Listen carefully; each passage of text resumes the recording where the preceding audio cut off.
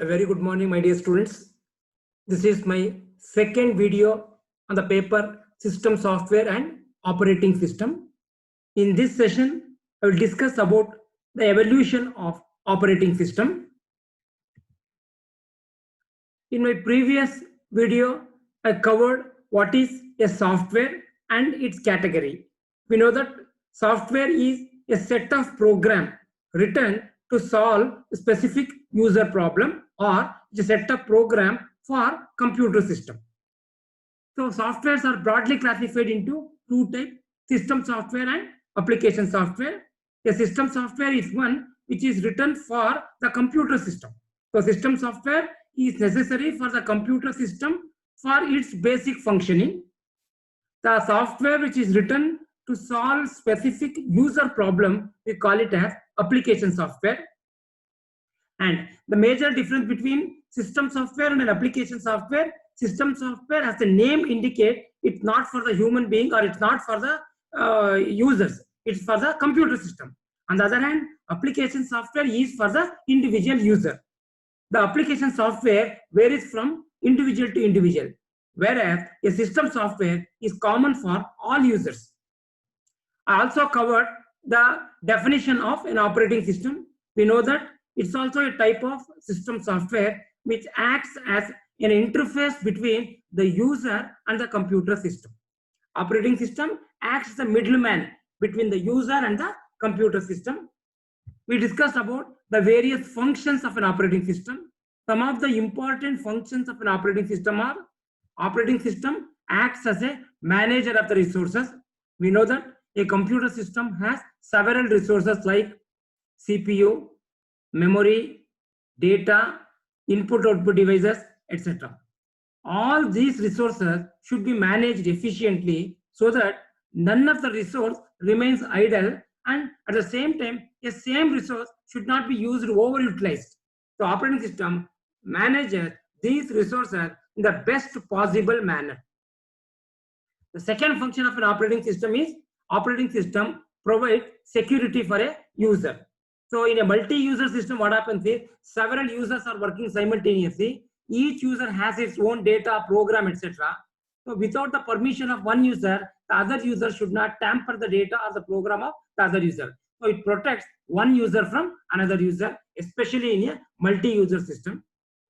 Operating system also acts as accounts manager. It keeps track of the available resources, how much resources are already has been allocated to various resources, how much resources is still remaining in an unused state, etc. Whenever a new request comes, it checks whether that resource is currently available or not, and if it is available, it also checks whether it is possible to satisfy the requirement. If it is so, then the corresponding resource is allocated. Operating system acts as a command interpreter. Whatever the command the user gives through his terminal, the command is first received by the operating system. The operating system checks whether the command is right or wrong. If it is right, it tells the computer system to carry out the task. On the other hand, if the command is wrong, it responds the user with the proper message that the command is wrong or bad command. We also covered a broad outline or broad categories of operating system depending on the functionality. If the operating system supports one user at a time, it's called a single user operating system. Example, disk operating system. At the same time, the operating system supports many users simultaneously. If it allows many users to carry out their own task, then it's called as a multi-user system. Some of the advantages and disadvantages of each of these two. A single user operating system is a very simple one. Security is not a big issue here because only one person is working, and resource allocation, etc. These concepts will not come into picture at all. Whereas the problem in the case of single user operating system is the resource is not utilized properly, because since only one user is working on a computer at a time, if that user is not utilizing any of the resources, means that resources cannot be shared with some other person, or that resource cannot be given for any other user because it supports only one user. And in the case of the multi-user system, the resources are utilized to the best possible manner in an optimal way. But here, the security is a big issue, and it is taken care by the corresponding operating system. The main objective of this session is to discuss about the other roles an operating system has to do in a computer system, and broad outline are what are all the different components of a computer system and what is the role of an operating system in a computer system, how operating system has evolved from an early system, and how the earlier system is modified in the case of the next type of operating system called BAS system. I'm going to cover all these things in this session. At the end of this session, after attending this session, you should be in a position to discuss, or you should be in a position to explain the different function of an operating system. What are the different components available in an operating system, and what role an operating system has to do, how the operating system has evolved, the merits and demerits of early system and the batch system. An operating system, the next role is it acts as a control program. It controls the execution of user program to prevent error, at the same time improper usage of computer system. As an example, in your C, you are writing a C program to add two matrices. After writing the program, you execute the program. So if any mistake is there in your programming, will it affect the computer system? No, because any errors in the user program has no effect on the computer system. So your computer system is protected against the errors in your program by the operating system. It concerns with the operation and controlling of various input-output devices. Some of the input devices in a computer system are keyboard, mouse, scanner, etc. Some of the output devices are printer, plotter, speaker, etc. The operating system main concern is to control the operation of various input-output devices. The other role, important role of an operating system is operating system behaves just like your government. Because in a government, there are different sectors like health department, police department, educational department, etc. The government itself will not come and do all the works. The government distributes the works to each of these departments, and the government provides facility for each of these departments to carry out their tasks. If these departments functioning fine, means that the work of the government is over. That means the operating system provides a means for proper use of various resources in a computer system. Just like government, it provides or creates an environment for others to do their work. The government provides an environment for each of every department to carry out their tasks. For example, especially during this corona pandemic, the government has provided sufficient facility especially for the police department and the health department. Because of these two departments only, the situation is handled properly. So an operating system is also similar to a government only. See, any computer system you take, these are the typical component. At the lowest level, we have the hardware. Above the hardware, we have the important component called operating system. Many users are working in a computer system, and each of these users are working on different application programs. So my question is, what is the role of operating system in this scenario? Many users are working. Each of these users is working on their own application program. Each of these application programs require different hardware. Then what the operating system has to do, we'll think, or we'll discuss later. At the lowest level, we have what is known as hardware. Any computer system you take, the different hardwares are, it could be central processing unit, memory, input-output device. All hardwares are also considered as resources only. I told you, different users are working on different application programs. One user may be working on a database management system. One user may be working on MS Office. One user may be working or playing with a game. And one user may be working on some accounting software. So each of these application programs require different resources or different hardware. For example, if you are working on a games, then the hardware you require probably a speaker, you may require a joystick, you require a mouse. At the same time, when you're working on a word processor, you may require a keyboard and you may require a printer. So even though several resources are available, all the application program does not require all the resources. So different users are working on different application program. These application program require different resources. The purpose of an operating system in this scenario is to allocate the different hardware or different resources to different users depending on the application program. So this is the main functioning of or main duty of an operating system. It checks how many users are working. Then it identifies which user is working on which application program. Then it also checks which application program requires what resources. Then it keeps track of what are all the resources available, what are all the requirements, and whatever application program require which whatever the application program requires the corresponding resources. If the resource is available, the operating system allocates that resource. Otherwise, it sends the instruction for the user to wait for the particular resource. That means at that point of time, the resource is not available. So the main role of an operating system is to allocate the resources for various users depending on their application program, that too depending on the availability and their requirement of the resources. If the resource is available and the user does not require me, then in that case also the resource is not given to that particular user. At the same time, resource is available but sufficient amount of that resource is not available, mean then in that case also, in that case operating system manages it properly by sending suitable messages to the user that whatever amount of resource they require right now, whether it is available or not. For example, you write a program which requires 20,000 bytes of memory. And at that particular moment of time, in the computer system, you have only some 12,000 bytes of memory. Then the operating system waits till some user releases some 8,000 of bytes memory. Once the 20,000 bytes of memory is available, then you allocate that amount of the memory for the next person who requires 20,000 bytes of memory.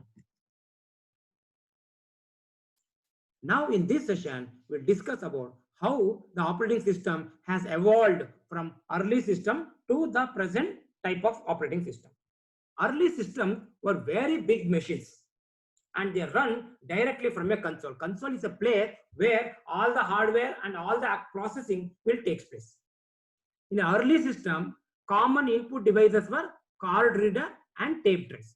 So nowadays we are having keyboard, mouse, etc. as input device. But when the first time the computer system was developed, the input for the computer, input for the program, and the data for the program should be given through set of cards. If you write a program some 10 lines, then probably you require some 10 cards. In every card, you have to type an instruction through punching. You have to make suitable holes indicating the corresponding instruction. Once all the cards are kept in a deck and given to the card reader. The card reader reads the card one by one, understands that instruction, and sends that corresponding instruction to the processor for processing. So input devices only card reader and the tape. Instead of writing the program using set of card, you can tape a magnetic tape, and in the magnetic tape you can record your program along with the data. So whatever input the user supposed to give, either you can submit it through set of card or through tapes. Similarly, the common output devices were either tape drive or line printer. Tape drives can be used both as an input as well as output device. Input program and the data initially should be given to the computer through a tape. Once the output appears, output also can be recorded in another tape. So same tape can be used for both for input purpose as well as output purpose. Just like your pen drive. You can, whatever information that is stored in the pen drive can be given to the computer through the pen drive only. At that time, pen drive acts as an input device. Whatever information already stored in your computer can be transferred to the pen drive. In that case, pen drive acts as an output device. So most of the storage devices acts as both input and output devices. And in the early system, what happens is, if the user wants to execute a program, then what he has to do is, he has to write the program using some set of cards. Then all the cards which contain the corresponding program, because every program requires some data. So data and set of card containing the program and some control information about what is the nature of the job. So whenever the user wants to execute his job, Then he prepares a job. Job it means three component. Set of card which includes program, set of card indicating certain data, and some control information about the description of the program. All these things should be kept hand by the user. Then the user submit all these things along with the program data and the information to the person called an operator, because the programmer is good in writing program, but loading the program into the card reader, then sending the transferring the data to the tape drive or sending the output to the tape drive, all these are manual activity.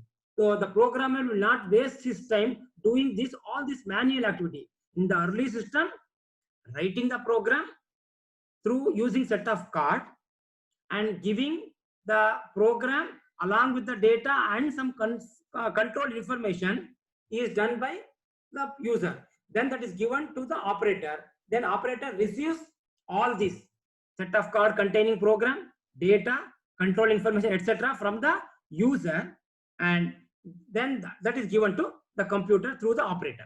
Then the processor will execute the program. After executing, the output will appear again. Once output comes mean, then the output may not be output either in two cases. If the program you are writing is executed successfully, then in that case, output will be printed on a line printer. Sometimes due to errors in your program, if the output does not come in, then the operator takes the content of the memory along with all the register, and give that thing to the user. Then the user has to identify where is the mistake in the program by looking at every memory location, recorrect the program, then again make job ready by again writing the program, punching the program in a set of cards, give the card along with the data, along with the control information again to the operator. Again, operator take the program, load it, then give the instruction to the processor to execute. So here what happens is, at any moment, the user should submit one job to the operator. After execution, the operator gives the output of the program to the programmer back, or he take out the content of memory and give the memory content to the programmer or to the user to correct the program. But here what happens is, in the case of early system, we have two entities. One is the user who wants his job to be executed. The other one is the operator. The user, he is good in writing program only. The operator is good in, he is not good in writing program. So he doesn't do anything about the program. What his work is to receive the program containing data and the control information used from the programmer in a set of card, load that one into card reader and give some signal to the processor to start executing. After the job is execution is over, then if the program executes successfully, then he take out the printout and give the printout to the user so that he can check whether the output what he is getting is correct or wrong. The program is not working also because the operator does not know anything about the logic of the program. If the program is not working also, the operator takes the content of memory and gives the result to the user so that he can identify where the mistake is there in the program. What are the advantages of early system? It's a very simple system. Only thing is, input devices are card reader, tape drive. Output devices are line printer and the tape drive. Here two entities are, one is the user who is waiting for his job to be executed. The other one is operator who is assisting the user. User first step is to write the program using some set of cards. If the program containing 8 lines, then probably we take 8 cards. The program consisting of some 20 lines, you take some 20 cards. Then the user, after writing the program by making appropriate punches in the card reader, he specifies the data along with the set of card and give some information to the operator about what the job has to do. So all these things are received by the operator. Then the operator, what he will do is, he will keep the cards in a deck card. Then in the card reader, then the card reader reads the cards one by one by sensing the holes, transfer the instruction to the processor. The processor execute. Once everything is over, then the operator either take out the printout using the line printer or take out the content of memory and give it to the program. That's all. And very easy to implement. No costly hardware is required. But a simple system, early system, suffer from several drawbacks. One is during execution, while the program is executing, at that time, the user or the operator cannot directly interact with the system.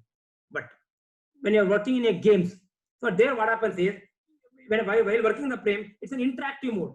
You give some input, you give some signal, then the computer will see the display. Depending on the display, then you can correct it, etc. So there you require some interactive movement. But for interactive application, early system is not suitable. Not suitable for interactive application, because the user, while during the execution, the user cannot interact with the system. The user can interact with the system only after the execution is over, in case of successful, or in case of error also, only after the job execution is over, then only you can interact with the system. And in this case, what happens is, the user or the programmer depend on the operator. It requires more setup time, because assume that there are two jobs. First job is for some database application. Second job is for some word processor application. Then the user one is working on database application. User two is working on some word processing application. Then the user one gives some set of card. Then the operator receives the card. Then keep the cards in a card deck. Then give the signal to the card reader to read the card one by one. Then the output is over. Then the output should be sent to the tape drive. That work is over. Then when the second job comes, then what happens is, again he receives the cards from the operator, from the user. Again make all this setup. Then repeat the same thing for every job. So it requires more setup time, and it is suitable only for single user, because one user job has to be completed. Then only the next job can be taken. To avoid the drawback of early system, they developed what is known as batch system. A batch system is a modification to early system. The main purpose of inventing a batch system to increase the speed of processing. In the case of batch processing, what they do is, suppose there are, instead of one job, you have some 100 jobs. Then all the 100 jobs, along with the necessary data for that job and necessary information about the nature of all these jobs, should be given to the operator, just similar to your early system. But here what the operator will do is, there are, out of that 100 or 200 jobs, some jobs are very much similar. Then what the operator will do is, he will sort the job according to their similarity. Some 20 jobs may be one category, some 50 jobs may be second category, some 30 jobs may be third category. Then what happens is, he will take all the 20 jobs together, receive all the 20 jobs which are similar to one another, then load the 20 jobs simultaneously. Then after some time, the output of all the 20 jobs will appear. Then that will be taken and given to the user. Then take up the next set of similar job, repeat the same thing. So instead of receiving the job one by one from the user, he will batch similar job into a group, then submit the job in group instead of submitting it one at a time. After executing one batch, the output of the whole batch is given to the user to see the output or to make any correction if it is necessary.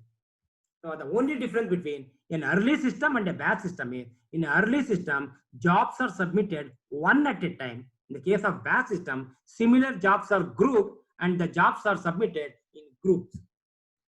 Here what happens is, the setup time is, compared to early system, is drastically reduced. There the setup time involves making some suitable setup for every job.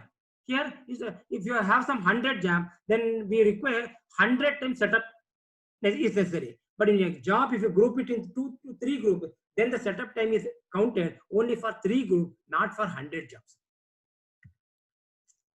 Similar to early system, batch system is also easy to implement.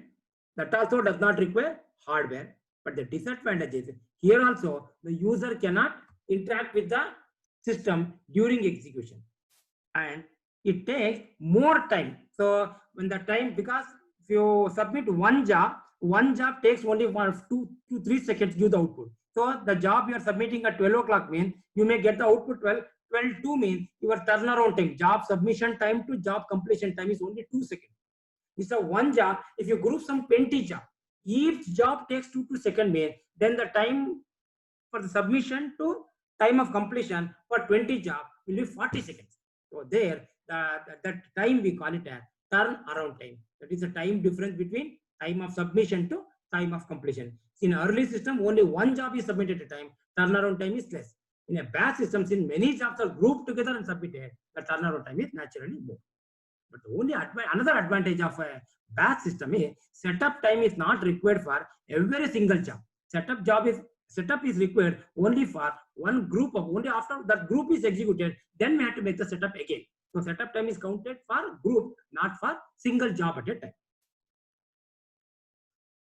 So students, in this video, I covered other functions of an operating system, like an operating system acts as a control program and operating system acts as a government. Control programming, it controls the input output devices, or it controls the computer system against any errors in the user program.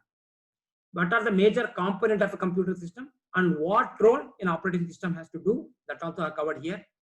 How early systems are working and what are the weaknesses in the early system, how these weaknesses are eliminated in the batch system, what are the advantages of batch system, what are the disadvantages of the batch system. All these things we have covered in this session.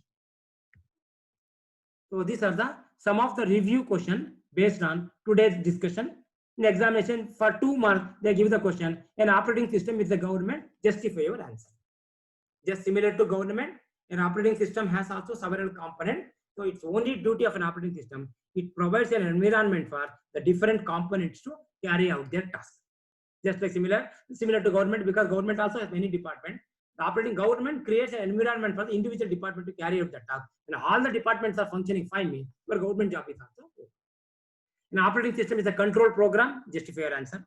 Explain the different component of a computer system. Here I have to give the structure containing 4 layers: hardware, operating system, application program, and user, with a proper explanation for each component. Explain the merits and demerits of early system. In what way batch system is different from a early system. So all these things you can answer by if you attend that, if you listen to that entire video from the beginning. And now we can see some multiple choice question to check our level of understanding.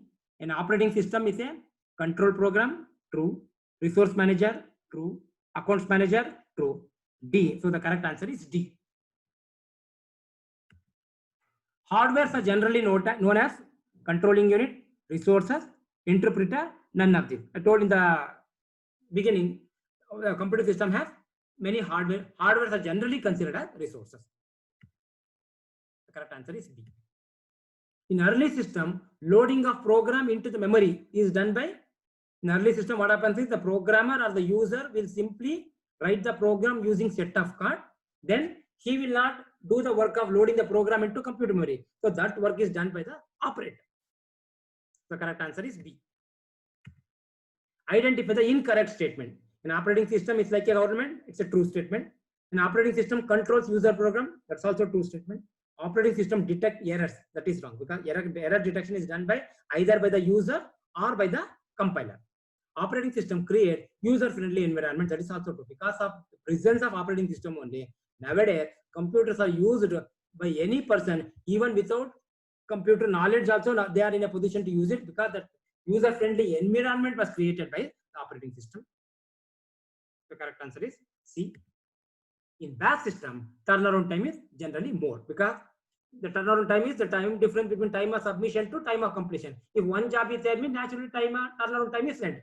If you make more similar jobs in one group, depending on how many jobs are in that group is there, then the turnaround time varies. So generally, more the number of similar jobs in a group, turnaround time is naturally more. If only 5 similar jobs are there, turnaround time will be less. If 50 jobs are similar, the natural turnaround time is more.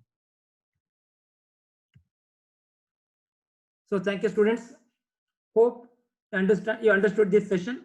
If you have any feedback on any queries, you can call me over that number, or you can note down all your queries in a sheet of paper, and one day I will fix up a Google Meet to clarify all your doubts. Or you can, if you have any further doubt, you can mail me.